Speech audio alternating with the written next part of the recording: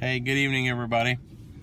Hey, I was supposed to post a video over the weekend, and I'd posted about that last week. Going to talk about politics a little bit. I ended up having way more on my plate over the weekend than I thought I was going to, so finally got a little break here to myself to touch base on this tonight. And what I want to kind of throw out there, I hope it, kind of shed some light on things. I hope that maybe all of us look within ourselves and kind of see what's going on around us. Maybe you're not seeing it the way I am. That's fine. Comment below and let me know what you think. But here's kind of how it is. The political stuff, it's obvious. You guys all see it's bashing back and forth. And if you're a Republican, you're smashing Democrats over stuff Hillary did and the things Bernie Sanders wanted, and Obama and his health care and so on and so forth. And if you're a Democrat, you're smashing Trump for his morals, the stupid things he says, the things he did 20 years ago, the things he did 11 years ago. And, the bottom line is all of us have weapons to throw at each other. We all have crap that we can throw in both directions. But it seems like people get majorly offended when, if you're a Republican, if a Democrat throws stuff at you, that's fine, but the Democrat needs to be prepared for the things that come back, and so on and so forth. Same way with the Republicans, if you throw stuff out there, you better strap in, put your seatbelt on, because it's going to come back to you about the people you're supporting. And the reason this is an issue is because as these policies that our politicians that are currently in there are setting forth, if you can't see it, there's a wedge driving through the middle of our country. I mean, it's been going on for a long time, but with social media, it has blown up. I mean, we are the wedge is deeper now than it is ever going to get. I mean, I don't know how much further it could go. It's awful. I mean, we don't even a lot of times don't even describe ourselves as Americans anymore. We describe ourselves as Republicans or Democrats or conservatives or liberals. And you got to remember something. When you're out there slinging that crap at your friend who may be a Democrat, or Democrats you don't know, or Republicans that were your friends, or Republicans you don't know, whatever it is, you're slinging crap at Americans. And the powers that be, that's the way they want it. They want you throwing that garbage back and forth. That's how they get votes. That's how they stay in power. If you're too busy throwing crap at everybody, then you're not trying to do things to fix problems, because you're too busy just slinging garbage. You know what I mean? If the Democrats and the Republicans that are in office, that are controlling everything right now, can keep doing these things and bickering back and forth, you're not going to accomplish anything, because you're buying into everything they're saying. This is why we need term limits. It doesn't matter who you support, you should support term limits no matter what, regardless of what party you're part of or whatever. If you don't believe me, turn on the news. Like, if you watch MSNBC, you hate Trump. If you watch Fox, you hate Obama and Hillary and everything that tied to that. If you watched MSNBC when George Bush was in there, you hated George Bush. Okay, it's a pattern that's gone on for way too long. You guys need, when you post stuff on Facebook, and some of you know who you are, if you're going to post stuff out there, political stuff, you need to make sure that it's factual, but be prepared of what's coming back about your party, because that's what's happening. Is they're supporting anything that's creating an argument, because if we're arguing, we're not trying to do anything to fix their mess, and they stay up there and keep being reelected and running. John McCain been in the Senate for 40 some years. Are you kidding me? They keep voting in raises. The same families are controlling everything. We have yet another Kennedy coming in, and if you're a Kennedy supporter, that's great. They've had some good and some bad, but my point is, why do we keep throwing the same things out there? You know, now we're now we're in this position where we're divided. It's not a race thing. It's not a gender thing. It's not a financial thing. It's a belief thing that we don't talk about being Americans anymore. You know, my thing is, stop being part of the problem and be part of the solution. You know, if somebody doesn't have the same beliefs as you, that's fine. You know, just tell them, hey, you know, I accept the way you feel. You know, maybe we should find a way to work together to get our politics back on a common ground in the middle of the road so that we're all beneficial. So that we don't have 1% of the country making 90% of the money. You know, don't you think that's ridiculous? I'm going to tell you a quick story. I met a guy a few years ago that was a property management. He owned the property management company, actually. And he'd had it for about, I think at the time, maybe about 14, 15 years.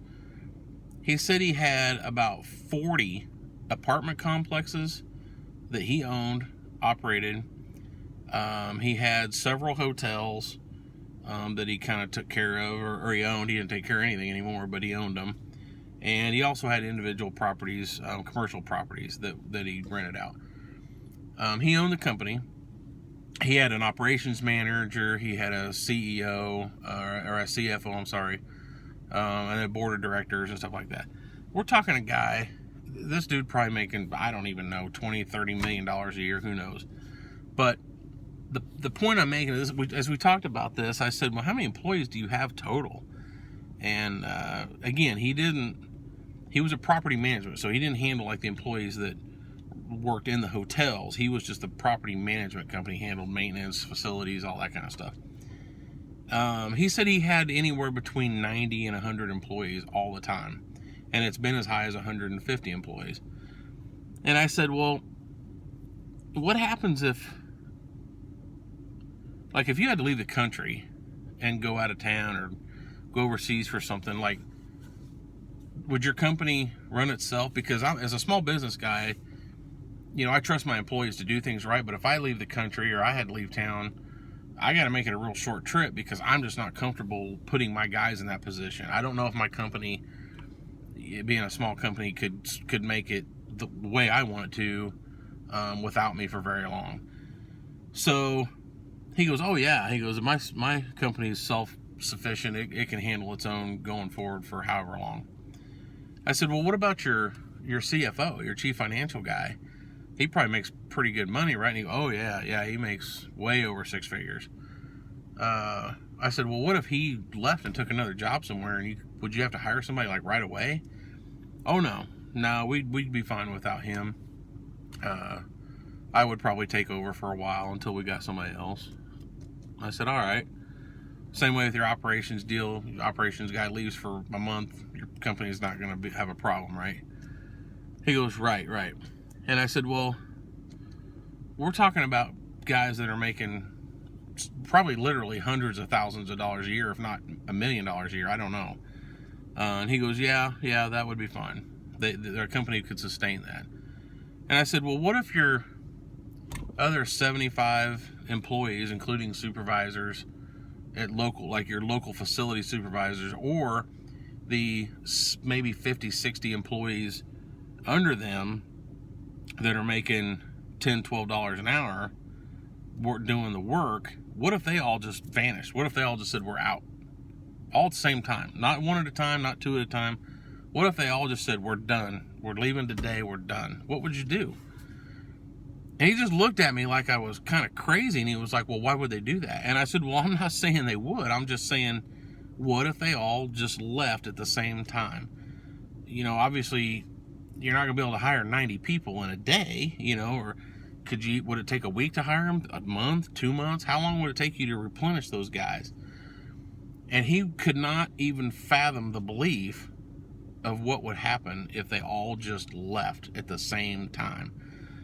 He was like, we couldn't operate without those guys. You guys hear what I'm telling you?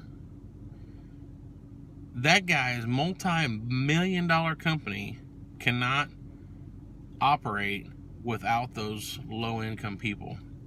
Which brings us back to the side of going, why are they so low income? You can't function without them. Why are you making 20-some million dollars a year? Why is your CFO and your operations guy making several $100,000 a year?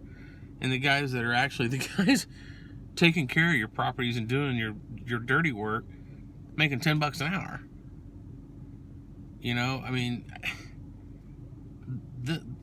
everybody wants to argue about the immigration laws, but this is part of the problem.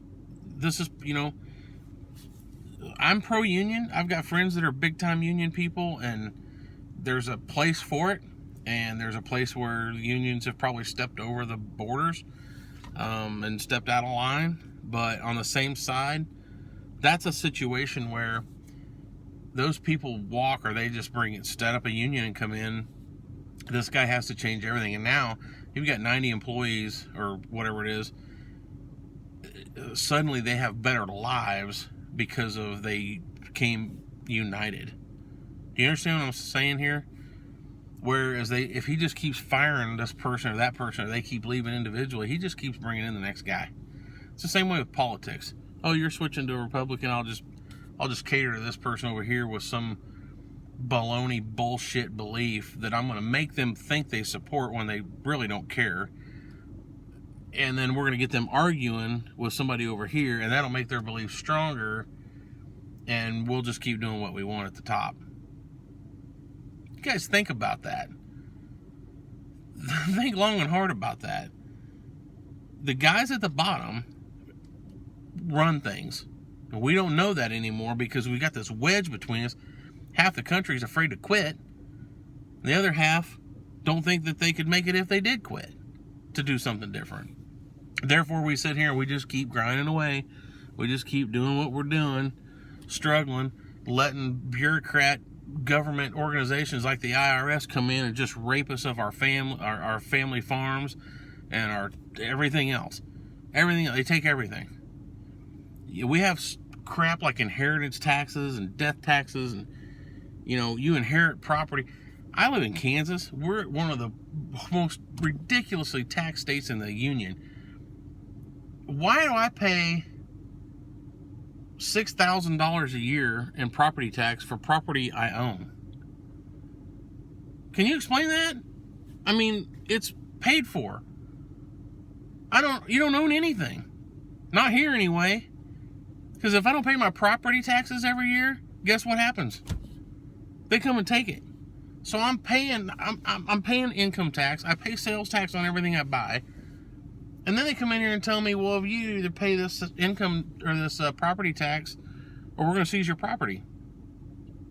I mean, well, guess who acquires the property?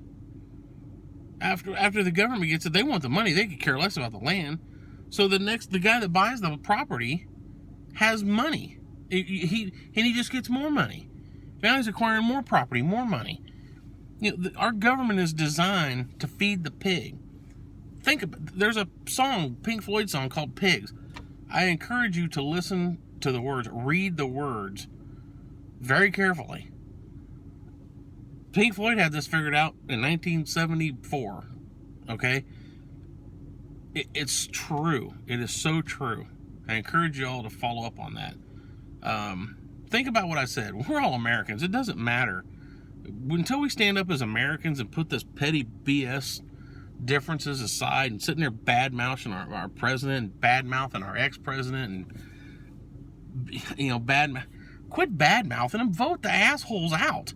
Get rid of them. Quit bad-mouthing them and vote them out. If you voted for Trump and you turn around and vote for that guy again with his actions and the way he carries himself, you're an idiot. You're part of the problem. If you voted for Hillary Clinton, you're part of the problem, man. I'm telling you now. You guys got to do something. We all have to do something to clean house and get this fixed. It only gets worse. The more, it's just like a kid that you say, Don't cut your hair that way. You look ridiculous. Oh, you mean I can stand out more if the more obnoxious I am? And they do it anyway, or whatever. Our government is an undisciplined, rowdy, rambunctious, loudmouth child that is out of control, and they've gotten so big we can't do anything with them anymore. So we got to change that. I mean, I'm so damn frustrated when I get on Facebook or turn on the news every single day of my life. My news feed's blowing up or the media's blowing up about something Trump did.